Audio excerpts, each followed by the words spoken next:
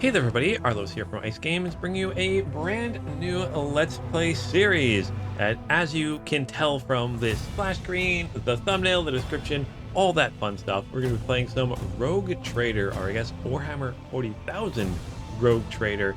And I have been very excited about this game for a long while now, and really excited to get into it. I am a huge Warhammer 40,000 fan, been playing the games for many years, have several painted armies. I love the game itself. I love the models and the miniatures and the painting and the hobby aspect, and I really love the lore. The lore might actually be my favorite part of Warhammer 40,000 right now.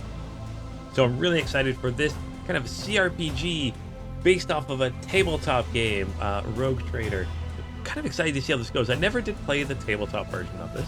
The only thing I really know is it's somewhat similar to like a D&D style game, only it uses more of a die 100 system, so it's a percentage chance system. Instead of using like die 20s to try to get rolls, you do a die 100, which I believe was like two 10-sided die to kind of get a percentage roll, which is kind of cool. So I'm excited to see how that kind of makes its way into this game. Also really interested to see on their take on kind of this little corner of the Warhammer 40,000 world, like what kind of characters we're going to meet, what type of factions we're going to run into, what Xenos factions we're going to run into, how they're going to kind of deal with rogue traders kind of being able to essentially do whatever they want. They kind of claim an area of space, or they're just out there and they kind of their writ is law, and they can do whatever they want. So I'm interested to see what type of characters we can make and what we can make that character into, and what kind of allies we'll get and enemies we'll make along the way. So let's hit the new game here. So we've got our scenario, main story. So other story modes are coming soon. Oh, so we'll have more story modes. I love this artwork. I know this artwork kind of shows off, maybe, I'm guessing these are going to be some of the characters we get as companions. I have done my best not to watch anything about this game. I saw that it exists and was already excited and kind of did a media blackout to get surprised as we play. So we are going to take up the mantle of a rogue trader, the scion of an ancient dynasty of daring privateers that reign over their trade protectorate and explore the fringes of the known galaxy. Darkness looms over the bloodline of the Von Valencias. I'm sure I'll learn how to pronounce that as we play, as it faces multiple threats from within its own ranks and without. Its countless enemies seek to destroy the most daring and brave agents of humanity. It is up to you to hold the reins of this shattered protectorate and forge a new path. The Von Valencias dynasty is currently finding itself in a vortex of wars, intrigues, calamities, and heresy. The stakes are high and rise even higher as you cross paths with terrifyingly powerful and ambitious adversaries in the darkness of the Koronus Expanse. So yeah, we are going to be a rogue trader, and yeah, we're in kind of a new section of space that I'm not so knowledgeable with. I mean, they might have just made it up for this game. So excited to see how this goes. Looks like we got yeah, Psyker, a kind of soldier character. Looks like we got a navigator, Eldari Ranger, it almost looks like, an Adeptus Sororitas, Sisters of Battle, a Space Wolf, Space Marine, and we're fighting some Drukhari. So that gets me excited because I love the Drukhari and I love the Adeptus Sororitas. So very excited for this already. So let's continue. All right, so difficulty. This is kind of neat. I love how they give you so many options just right off the bat. So you can automatically just start playing as unfair. And oh, that didn't even take things all the way up. You can have your enemy's dodge modifier be 50%. Man, okay, don't want that. But there's just so many little options here. Characteristic modifiers, rounds before fresh wound becomes an old wound. Okay, base combat difficulty, all this other stuff. We got story. I think I'm gonna play on normal. If normal ends up being a little bit hard, I believe I can change the difficulty during gameplay. But if normal, I'll say I'm dying a bunch or things are taking too long. Kind of playing this for the story right now. We might drop some stuff down, but we'll see. If you guys have any suggestions on that, let me know down below. We're gonna hit continue here. And okay, so we got a couple of characters we can choose from and kind of create use them if we were just wanting to jump in. Maybe there's a lot of options for making your characters. Maybe you just felt overwhelmed, just want to hop in. You can do this with a soldier, an operative, or a warrior. But we're going to make our own character. We're going to create our own rogue character from scratch. The possibilities are endless when it comes to customizing your character. So let's do that. Let's hit next. And I did kind of go through this a little bit to kind of read through some stuff to kind of see what options I wanted to do. And I love how not only do you have portraits, which will, as you pick it, it will actually change kind of what your character looks like, which is kind of neat. And I love how there's a Storm Priest. I really want to do a full Storm Priest series sometime, or just play through myself. That'd be kind of fun. Just burn and purge the heretics. Okay, but you also can kind of import your own, which is really cool. I love that you can, if you have a PNG that's 1080 by 1480, you can bring your own. But we are not going to do that right now. I'm going to pick, which one was I deciding on? I think I was going to go with this guy here. Again, this portrait, all it really does is change how your portrait looks when you're making your character. So, I mean, I do love this guy's beard. His beard's pretty awesome. It's good of appearance. We can change face, body, all this stuff. Lots of different options. Again, I'm not too concerned. As a CRPG, you're kind of above looking down. I don't know how much cutscenes and stuff will be involved in this game, but if you've seen me play any other games, you know I just love throwing helmets on my characters anyways, so I'm probably going to do that as quickly as I can. So I'm not going to spend too much time making a character here. Ooh. Give yourself a beard here. Yeah, let's give myself a little beard here. Yeah. I'm going to change my face here. Now you can see a little bit more. There we go. A little bit more gruff. Can I get more of a beard with a mustache? Not too crazy. There we go. No, there we go. Oh gosh, too many decisions. Oh gosh. Oh my gosh, there's lots of really good options here.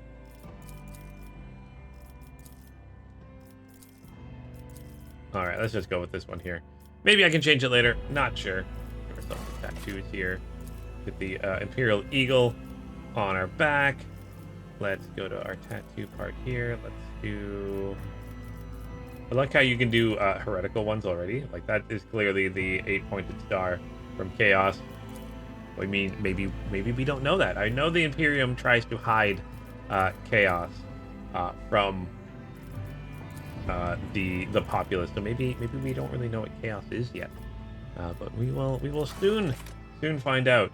Ooh, we got some augments. Oh, that's kind of... Ooh, you know what I'm gonna do? Oh, let's do this. Okay, I'm gonna go back to appearance. Our hair, we're gonna have no hair. We're gonna go to augment. I'm gonna do this. Can I add... There's 2 augments here. Oh, let's switch them around. That one. That one. Like, gonna have maybe we got hit on the head or something like that. That's cool. Okay, I like that. Still grow our awesome and amazing beard. Do that. We got our options for voice. Macro cannons, volley! Ooh, macro cannons. The Emperor gave me a vision. I don't need luck. I have strategy. Your existence is naught but ashes. Curiosity sings in my veins. We need to investigate. I like the mad ones, but we're not going to do mad. Let's go to... Success is the only outcome I accept. There we go. Pragmatic male. Let's do that. Next. So this is where you got to get the... After kind of creating what your character looks like, this is where you get to really change how they go. I haven't done a deep dive into the systems. So like strength, agility, fellowship, intelligence, and toughness. I just kind of did a quick overview. So it looks like, yeah, strength is how much damage you can do. Toughness is how much damage you can take. Intelligence is kind of your almost like role-playing stuff. So like lore, tech use skills, kind of trying to figure out the world around you. Agility lets you like dodge things. And I guess it also infects your character's initiative, which is how quickly in the order you'll actually act, and apparently affects your demolition skill, which I guess kind of makes sense. And then fellowship is how you again talk with the world and have commerce skills and corrosion. Fellowship characteristics. So represents talent in manipulating other people and stuff like that. So we also get like Death World. You get survival instincts. You can get some bonuses. You get some talents that automatically come with it. But so you can be from a Death World, which is essentially a kind of like Catachan, a whole world that is trying to kill you. You can be void-born, so like born on a space station or a ship. Some people live out their entire lives in the lower decks of ships. We got hive worlds, which are worlds with massive populations.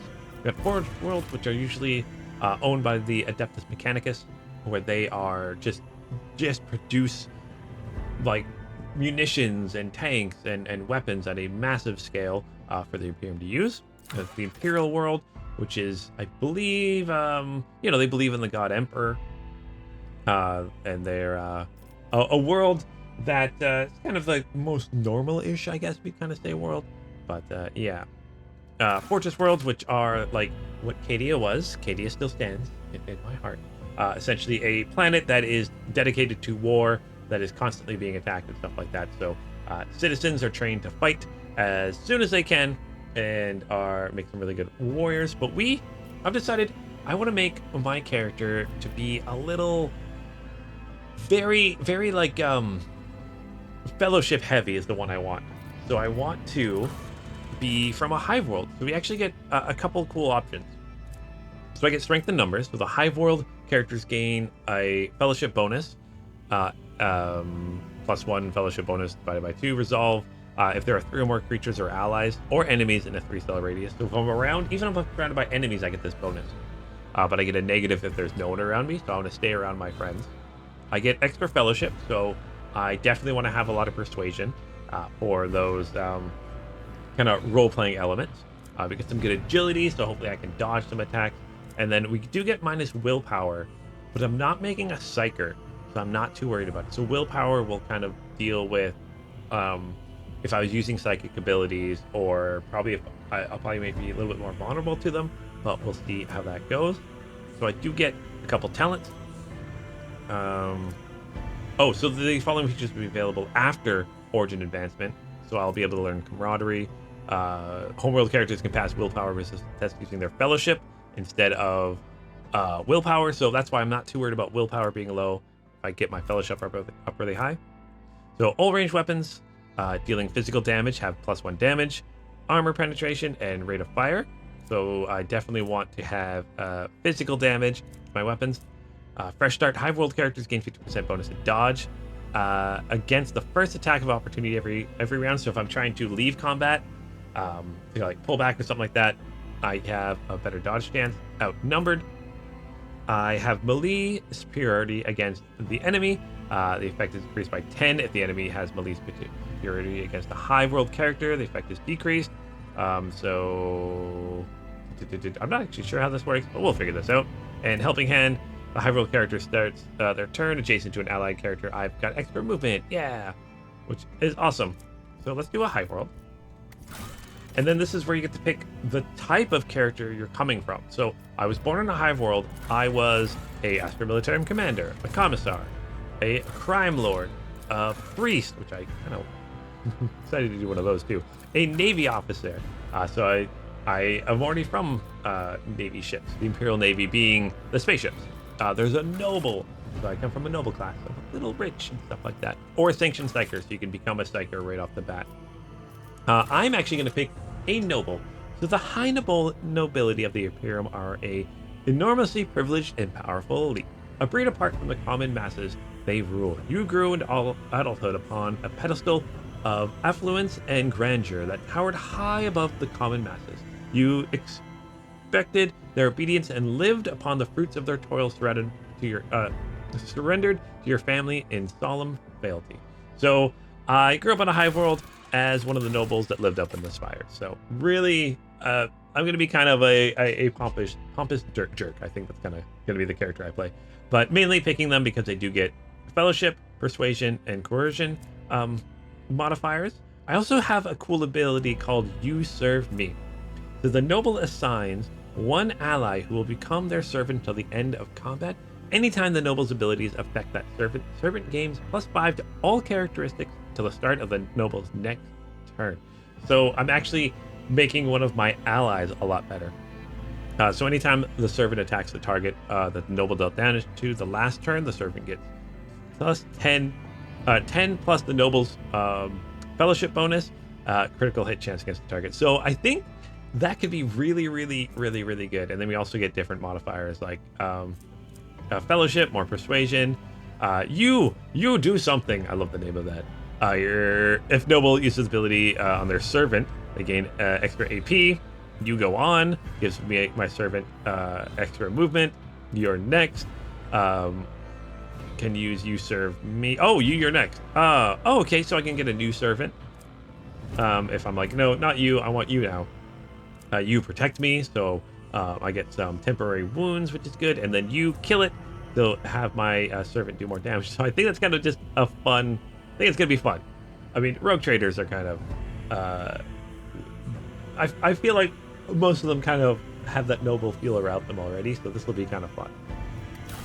And Apex, so I get a triumph, so I get to pick something a bonus here.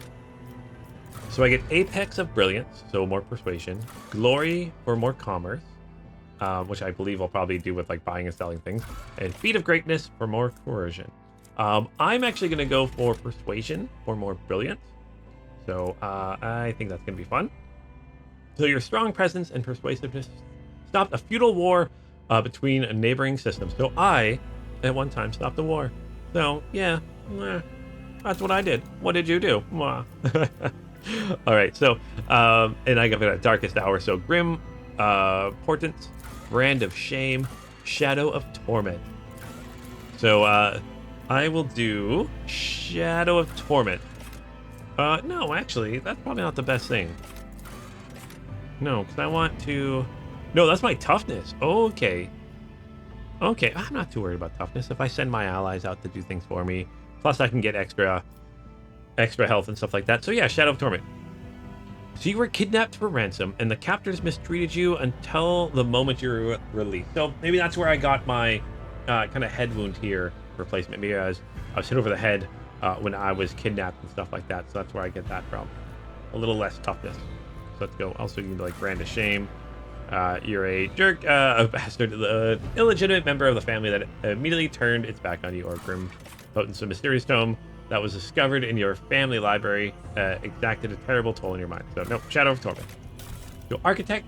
This is kind of neat. So, each character, even your allies, I believe, will get different operative, different level 1 archetype to warriors, officers, operatives, or soldiers. And they will eventually be able to move on to different ones. So a warrior can become an assassin, a vanguard, or an arch militant, and then they all can go to exemplar. So it's kind of neat. So an officer can become a vanguard, master tactician, grand strategist, and exemplar at level 16. Operatives again, bounty hunters, grand strategists, assassins, soldiers, master tacticians, arch militant, bounty hunters, and they all can be exemplars. But I think I'm gonna go. Ooh, you can actually look at these. Oh, okay. Oh, this is how you level up, I'm guessing. I'm guessing you're gonna go around this ring. Oh, back to Architect. So I think I'm gonna go with Officer right now. So I get like Bring It Down, Voice of Command. Yeah, Bring It Down, so the officer immediately grants an ally an extra turn with action points equal to 2 and no movement points, so I can have someone else shoot more, which is kind of cool. Voice of Command, I can force as an ally to fully push themselves, increasing their characteristics by 5 for 1 round. Yeah, so I think that's going to be, as a noble who is a servant from a hive, it's going to be nice to be like ordering people around. That's my job. I'm just ordering people around. And then apparently we got some ultimate abilities we'll be able to use. And we'll do a deep dive of this eventually. Let's hit next. All right, so this is where we pick our weapon skills. All right. our points here. So we can do 2 into each one. So I can go from 30, and it jumps in multiples of 5. So I can go put 2 into each, I think, yes. So I want to kind of make a... With me being an officer with someone with a noble, I think I'm going to be more of a backline fighter. So I'm going to have a ranged attack. So I'm going to do ballistic skill. So weapon skill is for your chance to hit in combat. Ballistic skill, chance to hit at range. Strength is the amount of damage you can do. Toughness is how much damage you can take. Agility, again, initiative, dodge chance.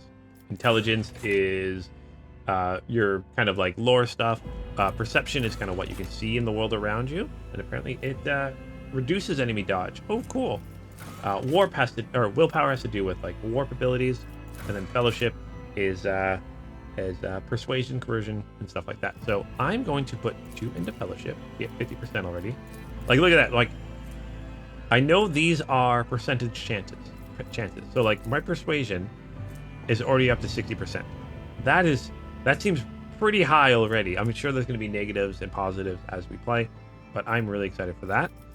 And then, you know what? I'm going to have other characters come in here and be like, you can be my Medicaid. You can do all my, become my tech user, stuff like that. So let's do ballistic skill here. Okay, and I still got 2 left. So I don't like having anything in the negative. Let's pop willpower up once. And then let's actually do, I think it's agility. Actually, you know what? Let's go willpower. Sure, let's have willpower negative. Let's do, ooh, intelligence actually increases this stuff too. Okay, I didn't realize that. Okay, so maybe it's not so bad to have. Maybe demolition. No. Intelligence. Yeah, that doesn't actually change anything here.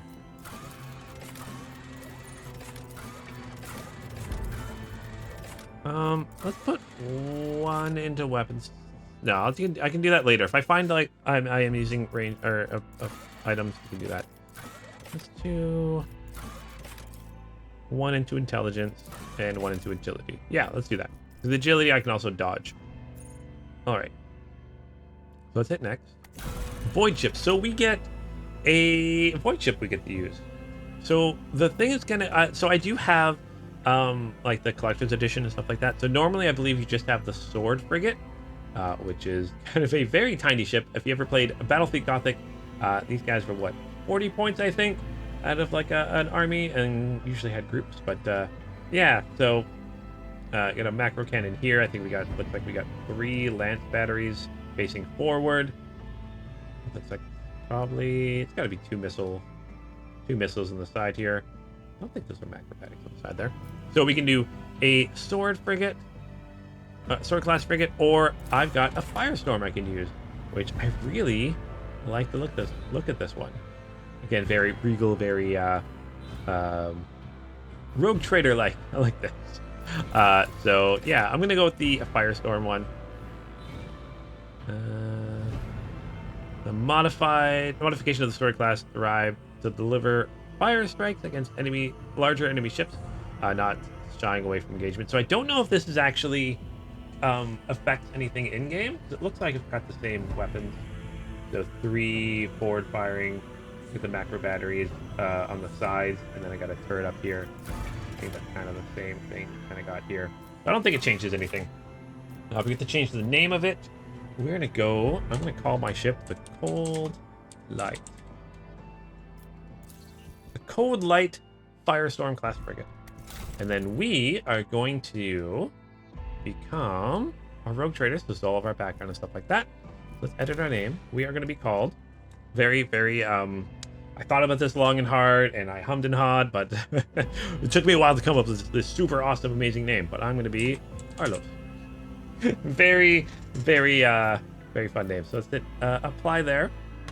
And yeah, so it's our rogue trader Arlos. So I think I'm gonna end this little creating a character episode here. So really excited to get into this game. So hopefully you guys get in for the next episode. This is quick. I guess not really quick. Took me like 20 minutes to create a character. So we got character creation, and then next time, which the episode will be right after this, we will get into actually playing and getting our toes wet, and kind of excited to see what happens with the next. So thank you guys so much for watching this first little kind of teaser episode, and hope you guys tune in for the first actual episode. And as always, until next time, keep stick on the X.